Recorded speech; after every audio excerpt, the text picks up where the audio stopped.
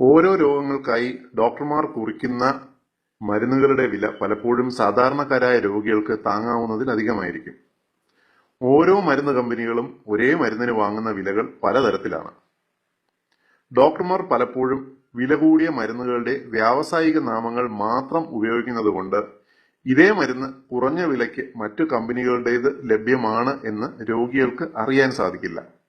എന്നാൽ ഇപ്പോൾ കുറഞ്ഞ വിലയ്ക്ക് അതേ മരുന്ന് ലഭിക്കാൻ ഒരു വഴിയുണ്ട്.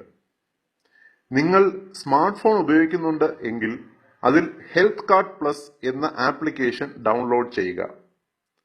അതിൽ സെർച്ചിൽ ഡോക്ടർ കുറിച്ച മരുന്നിന്റെ പേര് കൊടുക്കുക. അപ്പോൾ മരുന്ന് ഏത് കമ്പനിയുടെ, വില എത്ര, മരുന്നിന്റെ ഇൻഗ്രീഡിയൻസ് ഏതൊക്കെ എന്ന് ലഭ്യമാകും. ഇനി നിങ്ങൾ സബ്സ്റ്റിറ്റ്യൂട്ട് എന്ന ഓപ്ഷനിൽ ക്ലിക്ക് ചെയ്യുക. പ്രശസ്തമായ മറ്റു കമ്പനികളുടെ ഇതേ മരുന്ന് കുറഞ്ഞ വിലയ്ക്ക് ലഭ്യമാണ് എന്ന് കാണാം. ഉദാഹരണത്തിന് കേരളത്തിലെ ഡോക്ടർമാർ ഇപ്പോൾ സാധാരണ കുറിക്കുന്ന ആന്റിബയോട്ടിക്കായ ഓഗ്മെന്റിൻ ഡിയോ ടാബ്ലറ്റ്സ് നോക്കുക. അമോക്സിസിലിനും ക്ലൗലാനിക് ആസിഡും ചേർന്ന ഈ മരുന്നിന് മെഡിക്കൽ സ്റ്റോറിൽ കിട്ടുന്ന വില 260 രൂപ.